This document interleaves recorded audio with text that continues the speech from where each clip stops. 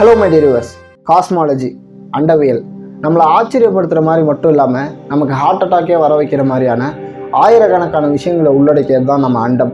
அதில் ஒரு விஷயம் தான் மேட்டர் அப்படின்னு சொல்லப்படுறது.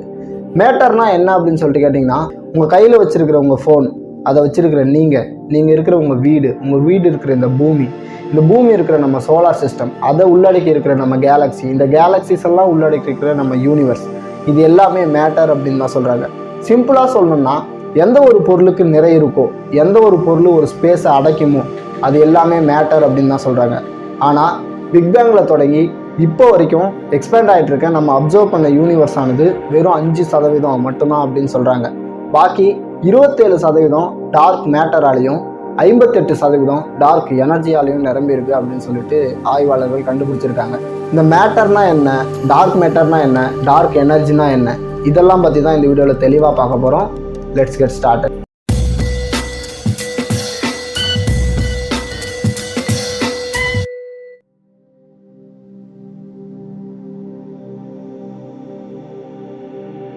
முதல்ல நம்ம டார்க் மேட்டர்னா என்ன அப்படின்னு சொல்லிட்டு தெரிஞ்சுப்போம். டார்க் மேட்டர்னா என்னன்னு நம்ம தெரிஞ்சுக்கணும்னா, நார்மல் மேட்டர்னா என்ன அப்படின்னு சொல்லிட்டு நம்ம ஃபஸ்ட்டு புரிஞ்சுக்கணும். நார்மல் மேட்டர்னா என்னன்னு சொல்லிட்டு பார்த்தீங்கன்னா, எந்த ஒரு பொருளுக்கு நிறை இருக்கோ, எந்த ஒரு பொருள் ஸ்பேஸை அடைச்சிக்குதோ, அதை எல்லாமே நம்ம நார்மல் மேட்டர்னு சொல்லிட்டு சொல்லுவோம். இந்த நார்மல் மேட்டர் வந்து நம்மளால் விசிபிளாக பார்க்கக்கூடிய ஒரு விஷயம். ஃபார் எக்ஸாம்பிள், உங்கள் கையில் இருக்கிற ஃபோனு, உங்கள் வீடு, இல்லாட்டி இந்த பூமி, இல்லாட்டி நம்ம சோலார் சிஸ்டம், நம்ம கேலக்ஸி இப்படின்னு சொல்லிட்டு நம்ம கண்ணால் எந்தெந்த விஷயத்தை பார்க்க முடியுமோ, இல்லை தொலைநோக்கி யூஸ் பண்ணி நம்மளால் எந்தெந்த பொருளை அப்சர்வ் பண்ண முடியுமோ, அது எல்லாமே நார்மல் மேட்டர்னு தான் சொல்லுவாங்க. பட் நம்ம அப்சர்வ் பண்ணியிருக்கிற இந்த யூனிவர்ஸில் இந்த நார்மல் மேட்டரை தவிர்த்து டார்க் மேட்டர்னு கண்ணுக்கு தெரியாத இன்னொரு விஷயம் இருக்குது அப்படின்னு சொல்லிட்டு ஆய்வாளர்கள் நம்புகிறாங்க, அதை ப்ரூஃப் பண்ணியிருக்காங்க. இப்போ உங்களுக்கு ஒரு டவுட் வரலாம், கண்ணுக்கு தெரியாத இந்த டார்க் மேட்டரை எப்படி சயின்டிஸ்ட் கண்டுபிடிச்சாங்க அப்படின்னு சொல்லிட்டு. இதை நம்ம தெரிஞ்சுக்கணும் அப்படின்னா 1933க்கு நம்ம பேக்வேர்ட்ஸில் டைம் ட்ராவல் பண்ணி போனோம். 1933 ஃப்ரிட்ஸ் விக்கி அப்படின்னு சொல்லப்படுற ஒரு ஸ்விஸ் ஆஸ்ட்ரானமர் கிளஸ்டர்ஸ் எல்லாம் ஆய்வு பண்ணிட்டு இருக்காரு. கிளஸ்டர்ஸ்னால் என்ன அப்படின்னு சொல்லிட்டு பார்த்தோம்னா, சிம்பிளாக சொல்லணும்னா, எ குரூப் ஆஃப் கேலக்சிஸ் ஒரே ஒரு கிராவிட்டி மூலிமா ஒன்றா இணைஞ்சு இருக்கிறது தான் கிளஸ்டர்ஸ் அப்படின்னு சொல்லிட்டு சொல்லுவாங்க. இதில் 10 கேலக்சிஸும் இருக்கலாம், 10,000 கேலக்சிஸும் இருக்கலாம், இல்லை 1,00,000 கேலக்சிஸும் இருக்கலாம். இந்த மாதிரி நம்ம மில்கிவே கேலக்சியோட இன்னும் 1,00,000 கேலக்சிகள் சேர்ந்து இருக்கிற நம்ம கேலக்சி கிளஸ்டரோட பேர் என்ன அப்படின்னு சொல்லிட்டு பார்த்தீங்கன்னா, லானியக்கியா சூப்பர் கிளஸ்டர் அப்படின்னு சொல்லிட்டு சொல்லுவாங்க. இதை லோக்கல் சூப்பர் கிளஸ்டர்னு சொல்லுவாங்க. இதே மாதிரி இருக்கக்கூடிய இன்னொரு கேலக்சி கிளஸ்டர் தான் கோமா கேலக்சி கிளஸ்டர். இந்த கோமா கேலக்சி கிளஸ்டரை தான் ஃப்ரிட்ஸ் விக்கியும் ஆய்வு பண்ணிட்டு இருக்காரு. இந்த கோமா கேலக்சி கிளஸ்டர்ல இருக்கக்கூடிய கேலக்சிஸோட வேகம் என்ன, அதோட நிறை என்ன, அதிலிருந்து இலிமினேட் ஆகிற அந்த ஒளியின் அளவு என்ன அப்படின்னு சொல்லிட்டு இதை பற்றியெல்லாம் ஆராய்ச்சி பண்ணிட்டு இருக்காரு. அப்போ ஒரு கான்ட்ரரியான விஷயத்த நோட் பண்ணுறாரு. என்ன அப்படின்னு சொல்லிட்டு பார்த்தீங்கன்னா, அந்த கிளஸ்டரில் இருக்கக்கூடிய கேலக்சியோட சைஸுக்கும் அது சுற்றுற வேகத்துக்கும் அது எமிட் பண்ணுற லைட்டோட அளவுக்கும் சம்மந்தமே இல்லாமல் இருக்குது. அவரோட கணக்குப்படி பார்த்தா அந்த கேலக்சிஸ் ஆனது இப்போ இருக்கிற சைஸை விட கிட்டத்தட்ட 400 மடங்கு பெருசாக இருந்தால் மட்டுமே அதிலிருந்து வெளியாகிற அந்த எனர்ஜியோட அளவுன்றது இந்த அளவுக்கு இருக்கும், அது எமிட் பண்ணுற லைட்டோட அளவுன்றது இந்த அளவுக்கு இருக்கும், அது சுற்றுற வேகம்ன்றது இந்த அளவுக்கு இருக்கும் அப்படின்னு சொல்லிட்டு கால்குலேட் பண்ணுறாரு. அதன்படி பார்த்தா அந்த கேலக்சியோட சைஸ் மட்டும் இல்லாமல் அந்த இடத்துல அதை தவிர்த்து கண்ணுக்கு தெரியாத ஏதோ ஒரு மேட்டர் அங்கே இருக்குது. அதுதான் இந்த கேலக்சிஸ்க்கு இந்த அளவுக்கான ஒரு லைட் எமிட்டிங் பவரை கொடுத்துருக்கு அப்படின்ற முடிவுக்கு வராரு. இந்த கண்ணுக்கு தெரியாத அந்த மேட்டருக்கு டார்க் மேட்டர் அப்படின்னு சொல்லிட்டு அவர் தான் முதல்ல பேரும் வைக்கிறாரு. 1933 ஃப்ரிட்ஸ் இந்த விஷயத்தை கண்டுபிடிச்சி சொன்னப்போ இது ஒரு தியரியாக தான் இருந்திருக்கு. பட் 1970 காலகட்டங்களில் வேரா ரூபின் அப்படின்னு சொல்லப்படுற ஒரு பெண் US ஆஸ்ட்ரானமர் இந்த டார்க் மேட்டர் அப்படின்ற விஷயத்தை எவிடன்ஸோட நிரூபிக்கிறாங்க. இவங்க என்ன பண்ணுறாங்க அப்படின்னு சொல்லிட்டு பார்த்தீங்கன்னா, நம்ம மில்கிவே கேலக்சிக்கு பக்கத்தில் இருக்கிற கேலக்சியான ஆண்ட்ரோமேடா கேலக்சியோட மூவ்மெண்ட்டை கவனிச்சுட்டு இருக்காங்க. அப்படி நோட் பண்ணும்போது நம்ம மில்கிவே கேலக்சியாக இருக்கட்டும், அதில் அதுக்கு பக்கத்தில் இருக்கிற ஆண்ட்ரோமேடா கேலக்சியாக இருக்கட்டும், நம்ம எந்த கேலக்சியை எடுத்துக்கிட்டோம்னாலையும் அந்த கேலக்சியில் இருக்கிற பொருட்களோட நிறைக்கும் அது சுற்றி வர வேகத்துக்கும் கான்ட்ரரியாக இருக்குது அப்படின்னு சொல்லிட்டு கண்டுபிடிக்கிறாங்க.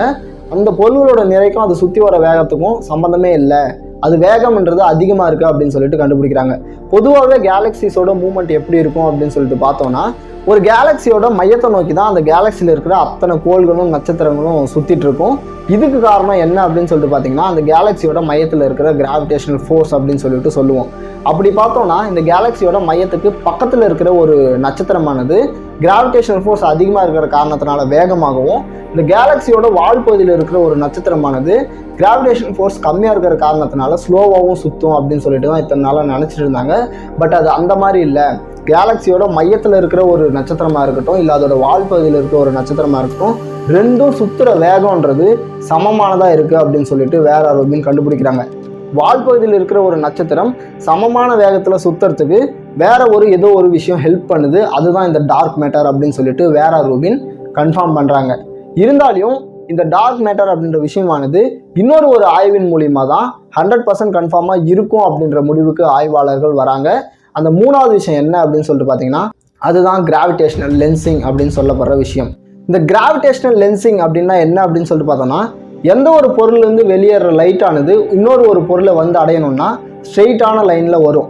பட் அந்த ரெண்டு பொருளுக்கு இடையில இன்னொரு பொருள் இருக்குது அப்படின்னா அந்த லைட்டுன்றது அந்த இடையில இருக்கிற பொருளை வளைச்சி கொஞ்சம் பெண்டாகி வரும். பட் அந்த இடத்துல ஒரு பொருளே இல்லாமல் அந்த லைட் பெண்டாகி வந்துச்சுன்னா, ஸோ இதுதான் டார்க் மேட்டர்.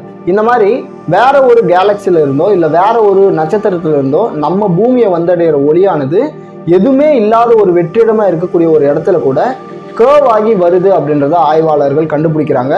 இந்த மாதிரி எதுவுமே இல்லாத ஒரு இடத்துல லைட் பெண்ட் ஆகி வருதுன்னா அந்த இடத்துல ஏதோ ஒரு பொருள் இருக்குன்னு தானே அர்த்தம். பட் அது நம்ம கண்ணுக்கு தெரியல அப்படின்ற முடிவுக்கு தான் ஆய்வாளர்கள் வராங்க. அதுதான் டார்க் மேட்டராக இருக்கும் அப்படின்னு சொல்லிட்டு ஃபைனலாக கன்ஃபார்ம் பண்ணுறாங்க.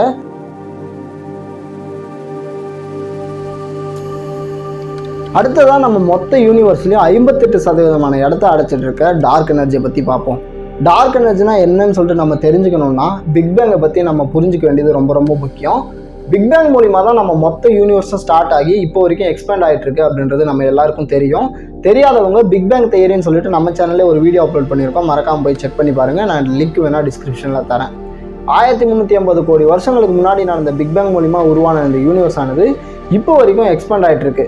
பட் அதில் ஒரு கான்ட்ரரியான விஷயம் என்ன அப்படின்னு சொல்லிட்டு பார்த்தீங்கன்னா, பொதுவாக ஒரு விஷயம் வெடிக்குதுன்னா என்ன நடக்கும்? ஒரு பீரங்கியை நம்ம பற்ற வச்சு வெடிக்க வைக்கிறோம் அப்படின்னா அந்த பீரங்கிலேருந்து புறப்படுற குண்டோட வேகன்றது ஆரம்பத்தில் ரொம்ப அதிகமாக இருக்கும். பட் தூரம் அதிகரிக்க அதிகரிக்க அந்த குண்டோட வேகன்றது குறைஞ்சி ஒரு குறிப்பிட்ட தூரத்துக்கு அப்புறம் அதோட மொத்த வேகமும் குறைஞ்சி அந்த குண்டானது ஒரே இடத்துல நின்றோம். பட் இதே மாதிரி ஒரு வெடிப்பு மூலிமா ஆரம்பித்து எக்ஸ்பேண்ட் ஆக ஆரம்பித்த நம்ம யூனிவர்ஸோட வேகன்றது ஆரம்ப காலகட்டங்களில் எக்ஸ்பேண்ட் ஆன வேகத்தை விட இப்போ எக்ஸ்பேண்ட் ஆகிற வேகன்றது ரொம்ப அதிகமாக இருக்குது அப்படின்னு சொல்லிட்டு கண்டுபிடிச்சிருக்காங்க. இதை எப்படி கண்டுபிடிச்சாங்க அப்படின்னு சொல்லிட்டு பார்த்தோம்னா, ஹபிள் டெலஸ்கோப் அப்படின்னு சொல்லப்படுற ஒரு டெலஸ்கோப்ன்றது விண்வெளியை ஆராய்ச்சி பண்ணிட்டு இருக்கு. அந்த டெலஸ்கோப் ஒரு சூப்பர் நோவாவை படம் பிடிச்சிருக்கு. சூப்பர் நோவான்னா வேற ஒன்றும் இல்லை, நட்சத்திரம் வெடிச்சு செதறது தான் சூப்பர் நோவா. ஸோ இப்படி கேப்சர் பண்ண சூப்பர் நோவா அது வெடிச்சு செதறும் போது இருந்த வேகத்தை விட அதுக்கப்புறமா அது எக்ஸ்பேண்ட் ஆகிற வேகன்றது அதிகமாக இருந்திருக்கு அப்படின்னு சொல்லிட்டு கேப்சர் பண்ணியிருக்காங்க. ஸோ இது எப்படி பாசிபிள் அப்படின்னு சொல்லிட்டு பார்த்தோம்னா, ஒரு பொருள் வேகமாக போயிட்டுருக்கு. பட் அது போகிற வேகத்தை விட இன்னும் வேகமாக போனோம் அப்படின்னா அதுக்கு ஏதோ ஒரு ஃபோர்ஸ் வந்து அதை முடுக்கு வச்சா மட்டும்தான் அதோட வேகன்றது அதிகரிக்கும். ஸோ இப்படி நம்ம யூனிவர்ஸோட எக்ஸ்பென்ஷன் வேகத்தை அதிகரிக்கிற இந்த ஒரு கண்ணுக்கு தெரியாத ஒரு எனர்ஜி தான் டார்க் எனர்ஜி அப்படின்னு சொல்லிட்டு ஆய்வாளர்கள் ஒரு முடிவுக்கு வராங்க. ஸோ மை டியர் வியூவர்ஸ், இதுதான் அந்த டார்க் மேட்டர் அண்ட் டார்க் எனர்ஜின்னு சொல்லப்படுற அந்த ரெண்டு விஷயங்கள். நம்ம அப்சர்வ் பண்ண யூனிவர்ஸில் வெறும் 5% மட்டும்தான் நார்மல் மேட்டர்னு சொல்லப்படுற விஷயம் இருக்குன்றதையும், இந்த டார்க் மேட்டரும் டார்க் எனர்ஜியும் எந்த அளவுக்கு இந்த யூனிவர்ஸோட எக்ஸ்பென்ஷனுக்கு யூஸ்ஃபுல்லாக இருக்குது அப்படின்றதையும் இந்த வீடியோவில் நான் தெளிவாக சொல்லியிருக்கேன் அப்படின்னு சொல்லிட்டு நம்புகிறேன். டார்க் எனர்ஜி மூலிமா டார்க் மேட்டர் வேலை செய்தா இல்லை டார்க் மேட்டர் மூலிமா டார்க் எனர்ஜி வேலை செய்தா அப்படின்னு சொல்லிட்டு நமக்கு தெரியல. இது எல்லாமே ஃபியூச்சரில் கண்டிப்பாக கண்டுபிடிப்பாங்க. அது வரைக்கும் நம்ம உயிரோடு இருந்தால் தெரிஞ்சுக்கலாம். இந்த வீடியோ உங்களுக்கு புரிஞ்சிருக்கு அப்படின்னா மறக்காமல் ஒரு லைக் பண்ணுங்கள். மறுபடியும் இதே மாதிரி ஒரு இன்ட்ரெஸ்டிங்கான வீடியோவில் மீட் பண்ணுவோம். அது வரைக்கும் டாடா, பை பாய்.